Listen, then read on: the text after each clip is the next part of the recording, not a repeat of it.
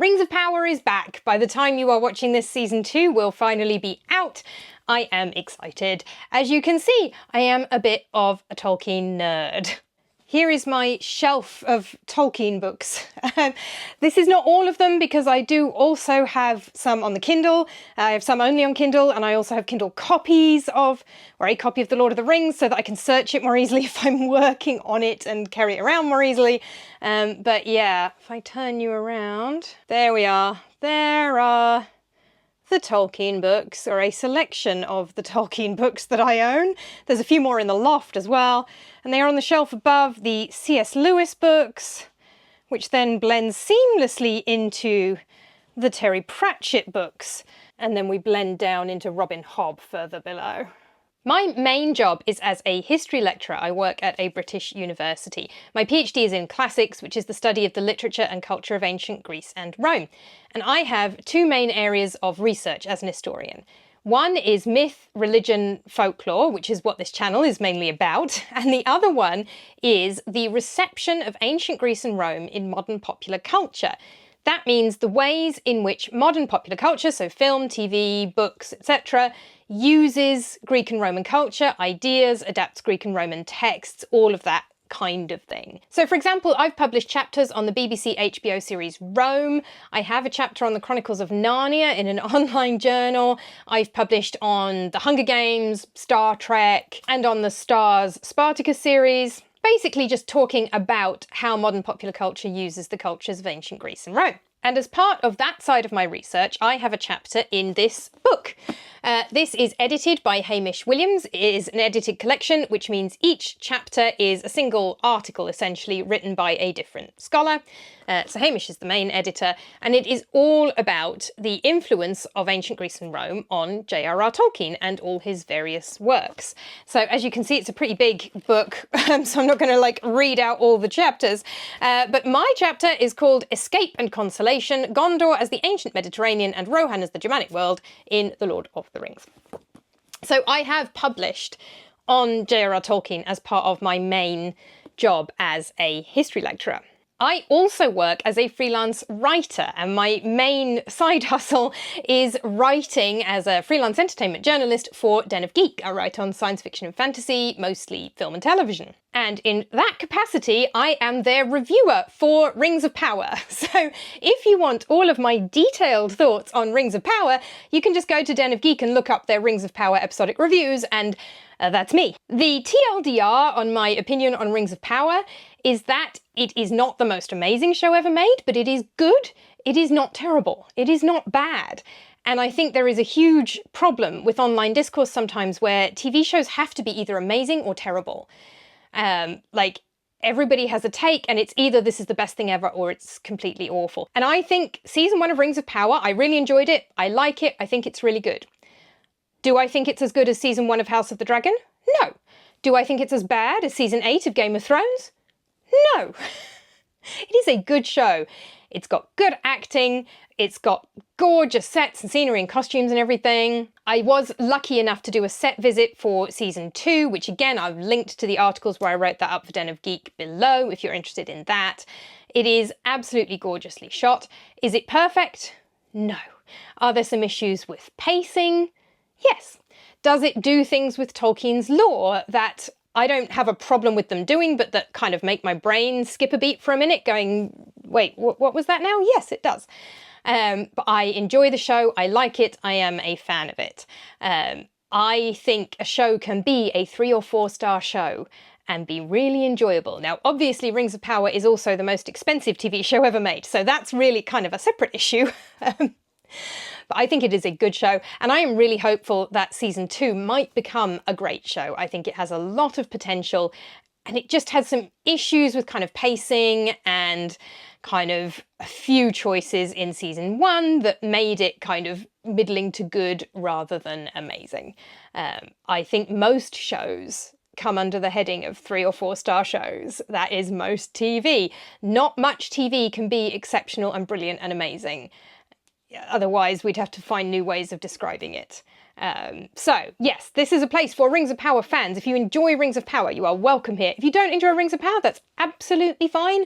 nobody is making you watch it. Of course, my channel here on YouTube is not about that side of my research. I do talk about TV and film sometimes. I've talked about Doctor Who, I've talked about House of the Dragon, but my main focus here is history, myth, legend, folklore, and so on. So what I thought I'd talk about today is the historical, mythological, legendary magic rings that might have inspired JRR Tolkien when he was writing not just The Hobbit and Lord of the Rings, but his legendarium more broadly as well. Although mostly The Hobbit and Lord of the Rings, because that is where the one ring is made up, as it were, and then he kind of projects it back onto other things.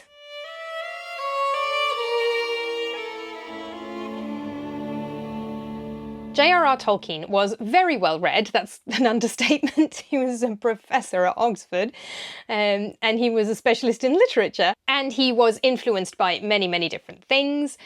I would say probably two of his major influences in terms of the mythology and magic rings and so on are Greek mythology and literature and Norse mythology. That doesn't mean they are the only influences, just that I think these are the kind of major ones, the main ones. The most obvious influence on Tolkien's use of magic rings from Greek myth is the story of the Ring of Gyges. Now, this is an interesting one because this is a story that comes from Plato. Platonic myth is quite an interesting and unusual thing. There are a few Greek myths that are known primarily or in their earliest version from Plato. The story of Atlantis, which is also a huge influence on Tolkien and inspired the fate of Numenor. That's not a spoiler, we already saw it in a vision in season 1 and it's quite well known. And Plato also told the story of the myth of which is one of many, many stories in Greek mythology about somebody going to the underworld. And the Ring of Gyges is another of these Platonic myths. What we don't know is how much of it is folklore and myth that was kind of being transmitted orally, and how much is kind of written by Plato. So myth and folklore are very complicated to define, but key to the definition of both of them is usually that this is a story with no identifiable author, that it is transmitted orally before being written down and at the same time and often afterwards. This is an example of oral culture and a widespread story with no single version and no original author. So new authors might come along and rewrite the story. Greek myths will often be traced back to Homer because that's the earliest text, but Homer was transmitting orally transmitted poems, so they don't have a single origin point.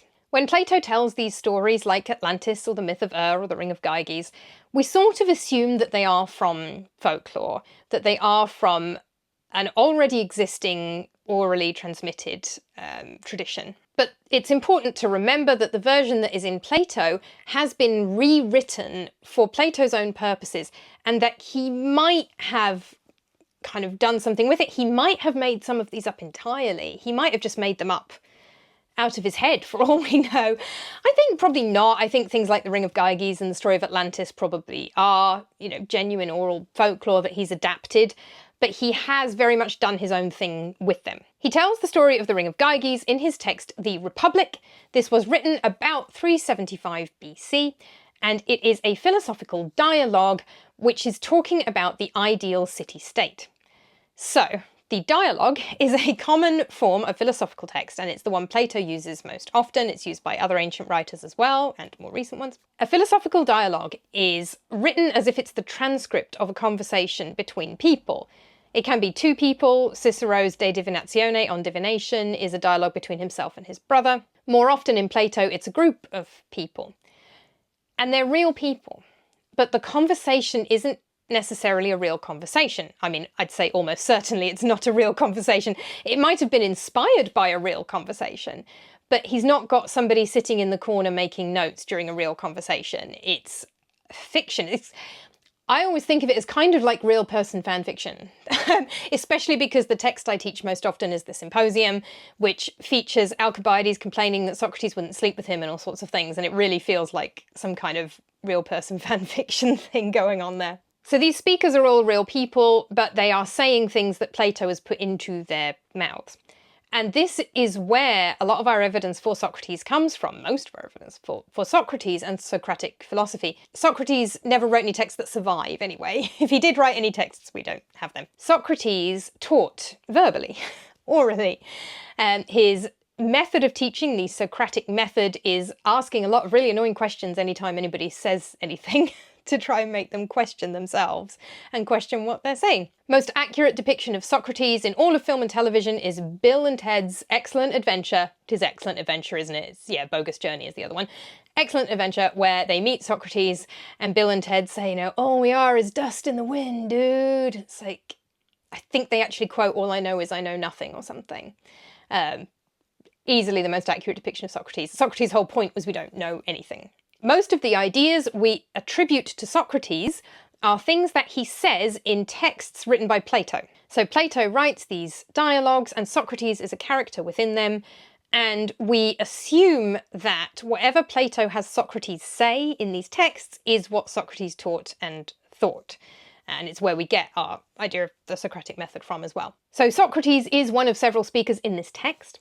The story of the Ring of Gyges is told by Plato's brother Glaucon in the text, but it is all written by Plato. The story itself is about an ancestor of the Lydian king Gyges. Lydia is in what is now Turkey in the Near East. According to the story as told by Glaucon in the Republic, one of Gyges' ancestors had been a shepherd in the service of an earlier king of Lydia, and he had found a tomb after an earthquake where he found a golden ring. He realised that if you wore the ring you could become invisible. He used that power of invisibility then to seduce the queen and murder the king and become the king of Lydia himself. So in this version it's actually about an ancestor of Gyges, but it's about how Gyges is king in the first place, that this ancestor had this ring that makes you invisible and used it to gain power over the kingdom by nefarious means. Glaucon suggests, as he tells this story, that no one would behave in a just way if they were wearing such a ring,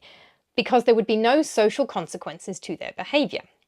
Socrates replies that only a man who chose not to abuse the ring's power would be happy, as anyone who took advantage would be enslaved to its appetites. Socrates is arguing that a just life is inherently better in its own right. He also argues that justice requires members of different classes of society to perform their own work, and that everybody should do the work that suits them best. So the core idea here relates to a magic ring that makes you invisible. It's not the only magic ring that makes you invisible in myth and folklore. It's a well-known one, and it's one Tolkien would certainly have known. Tolkien studied Greek and Latin and the classics. It was part of the education of a university-educated British man in the early 20th century. The idea that taking advantage of the power of the ring makes you enslaved to it is an interesting one. That develops more through Lord of the Rings. So Tolkien initially comes up with this idea that Bilbo gets hold of this magic ring that makes you invisible from Gollum in The Hobbit, and it's just a magic ring in the first edition of The Hobbit. It's when he comes to write The Lord of the Rings later that this becomes the one ring of Sauron, and that it has power over all the other rings, and it's the most powerful magic ring in the world, and all the rest of it. That all comes later. But he's probably inspired, at least partly, by this idea in Plato's Republic of becoming enslaved to the power granted you by this ring, and it makes you unhappy. Gollum is not a happy character, and Sauron isn't really either. That giving into and abusing the power the ring gives you is going to make you miserable. Powerful, but miserable. And a lot of that comes from Plato. Tolkien's favourite mythology, though, was Norse mythology. He loved the Norse myths, Scandinavian myths, Norse myths, Old Norse myths. And there are a few magic rings in Norse mythology. Chief Norse god Odin owned a gold ring called Draupnir, which magically birthed more rings every 9 days. Probably most influential on Tolkien is another magic gold ring from Norse myth. It's called, and let me try and say this word, Andvaranaut. Andvaranaut. This ring belonged to the dwarf Andvari, and it helped the wearer to find gold, so it would make you rich, basically. It was stolen from Andvari by the mischievous god Loki, so Andvari cursed it. Loki gave the cursed ring to Hreidmar, who in some versions is a sorcerer and in other versions of the story is a king of the dwarfs. Loki gave him the ring because Loki had accidentally killed his son Uther while he had skin changed into an otter, so he compensates by giving him this ring. Hreidmar was then murdered by his son Fafnir, his surviving son Fafnir, after refusing to share the gold with Fafnir and his other surviving son Regin. Fafnir then took the ring, didn't give Regan any gold, and eventually turned into a dragon so that he could hoard his treasure. An idea that, of course, recurs in Tolkien's friend C.S. Lewis's Narnia books, where there is a sailor who has turned into a dragon from kind of love of gold, or that's the implication, that's what probably happened, or possibly he was eaten by the dragon. And Eustace turns into a dragon after coveting gold and has to be turned back by Aslan. Getting back to Norse myth, Fafnir was then killed by Sigurd, who also beheaded Regan so he could keep the ring and treasure for himself. Sigurd, or Siegfried, as he is often better known, later tricked the shield maiden Brunhild or Brunhilda into marrying the king, Gunnar or Gunther, by switching shapes with Gunnar to meet her condition that a man wanting to marry her must ride through a wall of flame. There are lots of different versions of the story, by the way. This is a kind of generalised summary of the main points. Anyway, Sigurd gave Brunhilde the ring, but then she finds out that he tricked her and she has him murdered. Then she ends her own life and a few more people die until eventually the ring is thrown away into a river. So this seems quite likely as an inspiration for Tolkien's Rings of Power, especially the One Ring, quite apart from the fact it gets lost in a river at one point. The One Ring also tends to leave a trail of death and destruction behind it. It's not really specifically cursed, it's more that because it was made by Sauron and it's full of his spirit and power, that's the problem, although curses do appear in other parts of Tolkien's legendarium. But certainly everybody except Bilbo, who carries the One Ring for any length of time, seems to meet a sticky end or is very miserable. The themes of the love of gold and the corrupting effect of greed for gold and wanting to hoard gold are also obviously major themes in The Hobbit. Again, the book where Tolkien initially came up with the idea that Bilbo found a magic ring that made you invisible. And the entire climax of The Hobbit is about the corrupting nature of greed for gold and for treasure, which is obviously very closely related with the whole idea of dragons guarding hoards of treasure in Norse and indeed Old English mythology. Real magical practices from ancient Rome, Viking Scandinavia, medieval Europe and other places as well also often involved magic rings. There is one ring in particular that half the internet seems to have decided inspired Tolkien and Lord of the Rings. I have my doubts about this specific example, although I do think he was probably inspired by this type of thing in general. A Roman period curse tablet found at Lydney in Gloucestershire near the Forest of Dean reads, "To the god Nodens, Silvianus has lost his ring and given half its value to Nodens. Among those who are called Senicianus, do not allow health until he brings it to the temple of Nodens." So basically, Silvianus believes that somebody, presumably somebody he knows, called Senicianus, has stolen his ring. So he is asking Nodens, who is a Celtic god, to not allow health to Senicianus until he brings the ring back. A Roman period gold ring inscribed with the name Senicianus has been found in the Roman city of Silchester in England. Although it would be a bit cheeky if you stole someone else's ring and then had it engraved with your own name. There was more than one man in the centuries of Roman-occupied Britain called Senicianus, so it's probably just a coincidence and it's somebody else's ring, but it could be the same one. JRR Tolkien visited the site at Lydney while it was being excavated in the late 1920s. So half the internet has now become convinced that this specific ring inspired the ring in The Hobbit. Now, I'm not convinced by the link between this ring and The Hobbit. Yes, he knew about that cursed tablet. He probably knew about magic rings in Roman magic in general. But it is worth remembering that in The Hobbit, as it was written in the 1930s for its first edition, Bilbo won the ring fairly from Gollum in a riddle game. He didn't steal it. The idea that Bilbo stole the ring from Gollum and that Gollum was angry at Bilbo for stealing his ring comes up when Tolkien writes The Lord of the Rings, and he rewrites The Hobbit and puts out a new edition of it to match The Lord of the Rings better, partly because he realised that Gollum would not give away the One Ring in a riddle game even if Bilbo had won it fairly, which of course he doesn't, because what have I got in my pockets is not a riddle, Bilbo. That idea comes later. Originally, Bilbo won the riddle game and Gollum handed over the ring, which obviously wouldn't work with The Lord of the Rings. So the version that we know appeared in the second edition of The Hobbit, which was published in 1951, which is an awful lot later than this excavation in the 20s. I mean, he might have been inspired by it. I don't think we can connect this specific ring and this specific curse tablet to Lord of the Rings in quite that way. But Tolkien was a well-educated man, and I'm sure he was aware of the idea of magic rings, because this particular ring isn't magic itself. The ring has been stolen and the curse tablet is the magic. But there is evidence from Greece and Rome and other places of use of rings as amulets, rings as magical items for their own sake. And Tolkien would have been aware of that. The idea of magic rings in general is probably part of his inspiration. Although I still think that the magic rings we find in literature and myth and folklore are probably the bigger inspiration than the real ones, although they go hand in hand, really. And there are lots of magic rings that probably played their own little part in inspiring Tolkien.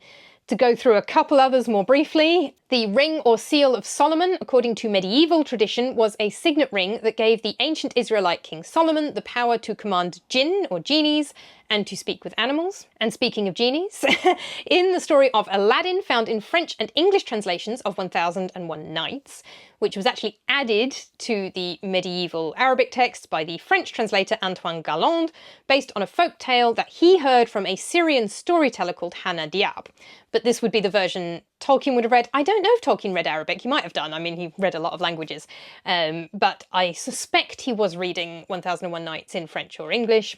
Probably English. And in this story, in this version of the story of Aladdin, Aladdin encounters two genies. One is the famous one from the lamp. The other comes from a ring that the sorcerer who sent him into the cave to get the lamp in the first place had lent to him. So Jafar, basically, is not named. If you know the Disney version. Disney version of Aladdin is surprisingly close to some aspects of this version that's in these French and English copies of 1001 Nights. And this idea that there is a second genie that comes when you rub a magic ring can still be seen in some English pantomime versions. I went to see a pantomime of Aladdin 20 years ago now, more, 25, I don't know, long time ago. But I do remember there were two genies in that show, and one of them came from a magic ring. Usually the genie that comes from the ring is less powerful than the genie that comes from the lamp. But it is that idea is still around in some versions. Lots of magic rings across kind of British and Celtic mythology as well. In Chrétien de Troyes' Arthurian romance, The Knight of the Lion, Sir Yvain is given a magic ring that can make the wearer invisible by wearing it with the stone facing their palm. Other Arthurian legends feature magic rings that make the wearer invulnerable. Another ring that makes the wearer invisible features in the medieval Welsh collection of stories, the Mabinogion. And one more I have to mention that isn't myth and folklore, E. Nesbit's children's book, The Enchanted Castle, which I love. Love, love, love it. If you love C.S. Lewis and JRR Tolkien, read E. Nesbit's The Enchanted Castle. It was a big inspiration on, certainly Lewis was inspired by E. Nesbit, and I suspect Tolkien as well, given that they were friends and they shared their writing with each other. I think if Lewis admired E. Nesbit, probably Tolkien did too, or at least knew of her work. She was writing in the early 20th century. And in The Enchanted Castle, a group of children are playing with a ring that belongs to one of them, and she says it makes you invisible, and she's then very shocked when it actually does make her invisible, because she was just making up stories and playing a game with these other children she'd just met. Eventually it turns out that the ring kind of grants your wishes in the sense that whatever you say it does is what it does for one day only. So it does things like it brings these kind of dummy doll-like creatures to life called the Ugly Wugglies, terrifying illustration. One of my favourite bits, it brings all the statues in the garden of the titular enchanted castle to life for one night. It's a beautiful book, absolutely love it. And of course the first thing that the children say the ring does is make you invisible. And that was probably an influence as well. So that's kind of a whistle-stop tour of some of the mythological, historical, legendary rings that might or might not have inspired Tolkien. Probably all of them are kind of in the back of his head somewhere. I mean, who knows how writer's inspiration works? It's not always a case of like, oh, I'm going to take this and make a story about it. It's just all these ideas are in his head. He's got all these magic rings in his head, many of which make you invisible. And they all have an influence on how he writes the One Ring and the other rings of power. I think Plato and Norse myth are probably the biggest influences, and those tie into the themes as well. Tolkien's themes of the corruption of the power of the ring, the themes of the idea that while he might not specifically describe the rings of power as cursed, they don't tend to make anybody very happy, especially the One Ring. But that goes for some of the other rings of power too. I think those themes come through really strongly in Tolkien's work, and of course he said himself many times that the Norse myths were his favourites, but all of them will have had some kind of influence on his thinking. Did I miss any major examples? Let me know in the comments. If you enjoyed this video, please do give it a like, subscribe to my channel for myth, legend, folklore, ghost stories, and weird and wonderful history in general. And until next time, bye! Lay down.